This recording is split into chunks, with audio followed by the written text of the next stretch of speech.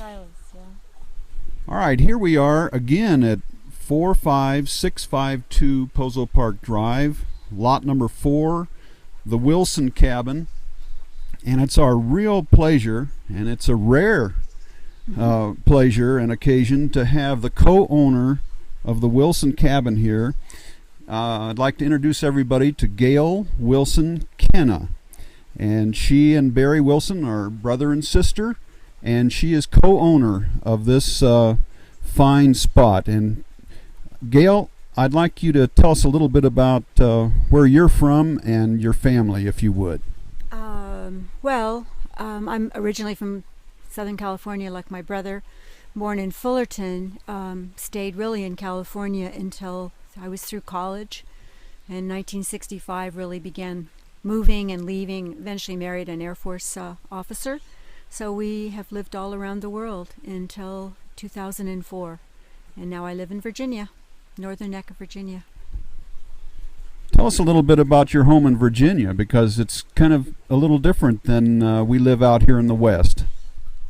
Yes, but also no, because I think the reason the area we live off the Chesapeake Bay, and the reason that area appealed to me was very much because of Pozo, because we live on a creek, although in Virginia they're much wider than the Pozo Creek, and we live under trees, and so I think that that whole environment of water and trees imprinted on me very early in life. So I'm kind of back to something that's similar to this in its own way. Different climate, but trees, lots of trees.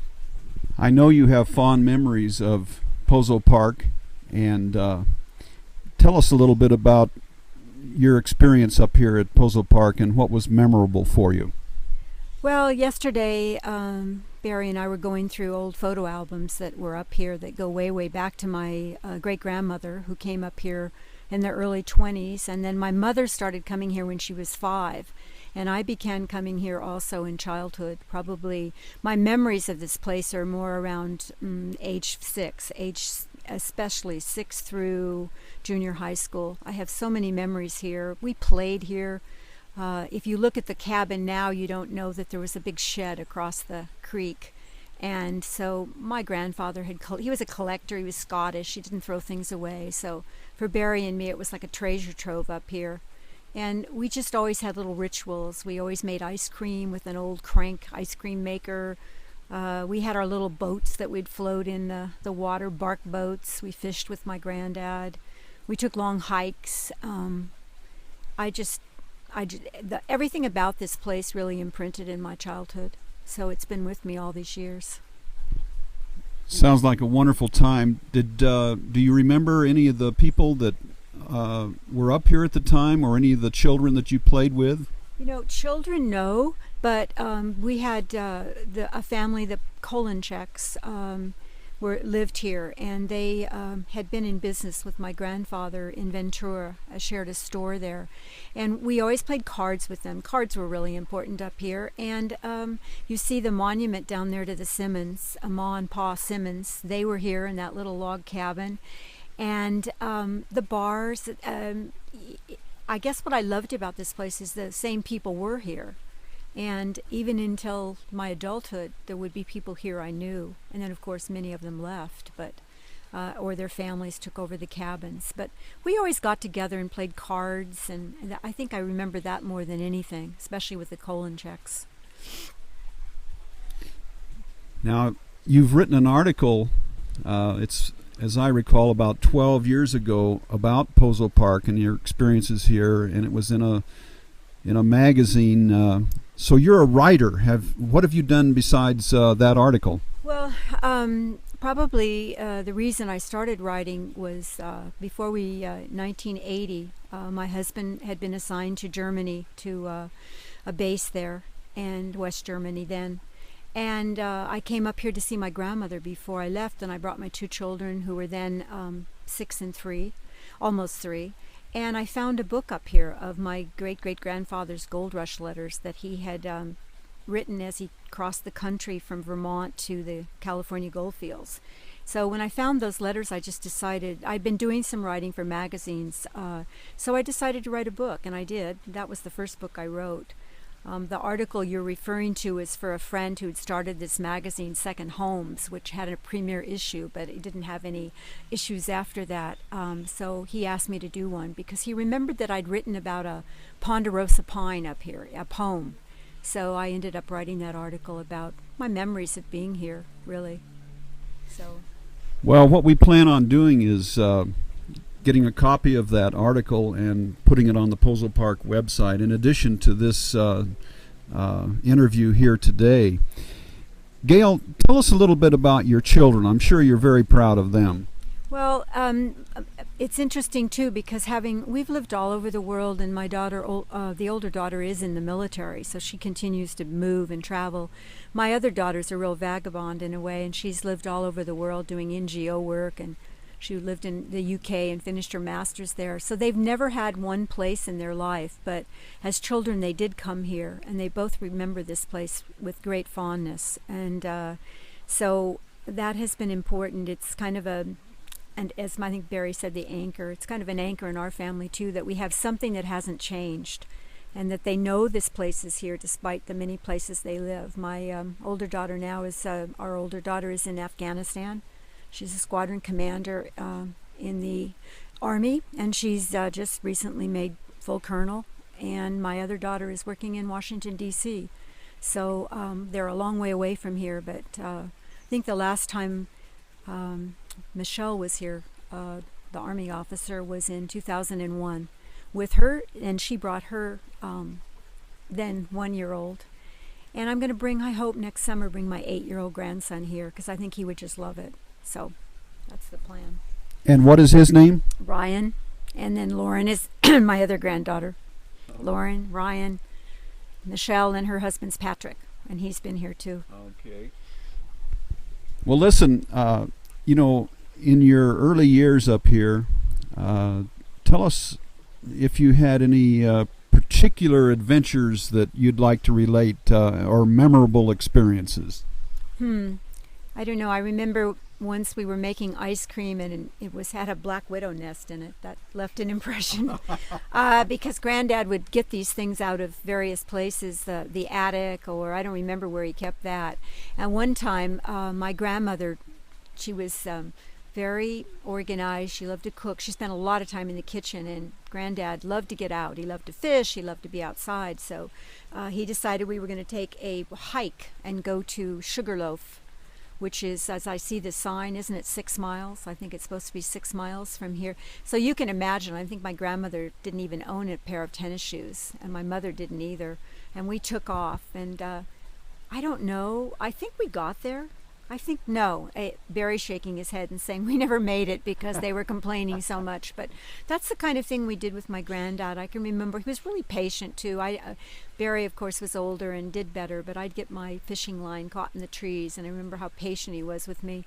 And we used to go way, way up the creek fishing. I don't even know some places how we got across, but we'd take off, and we had a fishing creel, which I loved, and I don't have it with me right now, but this little alligator case for a drinking cup, and everything he had was kind of fine. And we'd take off with our be gone for hours, take a lunch with us, and it was wonderful. That's what I just remember that with great fondness. And who was we? We would be Barry and Eugene McLaren, Granddad, and myself. Now, was it your granddad that taught you how to fish? He was a fisherman, and that's another great memory I have, is having trout for breakfast, and cleaning them, finding the ones with eggs inside, and baiting the salmon, the little salmon eggs. I still remember the smell of that. I love that. And he always he was a real fisherman. We ate fish, that was our breakfast. I loved that. Now, see, that's something that today's generation probably doesn't get to experience as much. Just the general population of fishing and cleaning them and actually eating your catch and that sort of thing. Looking at their little eyes in the skillet. That's right. Tail, and delicious. I just have such fond memories of those, cast iron skillet and frying trout for breakfast. So that was really special. Well, very good. Is there anything that you'd like to relate for the good of the order as a parting shot here?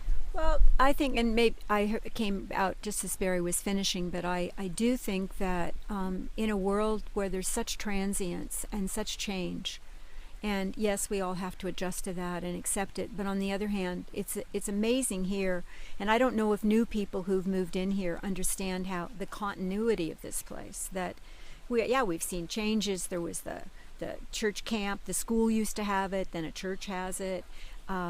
And that beautiful area up there, that incredible, piece of property, and the fact that this hasn't changed. I mean, they can't develop it anymore. And yeah, the cabins change and people improve them and paint them, but really it's the same place. I mean, I walked this morning. It's the same walk I took when I was 8 years old, or 7, and that has a lot of meaning, especially because we've moved so much.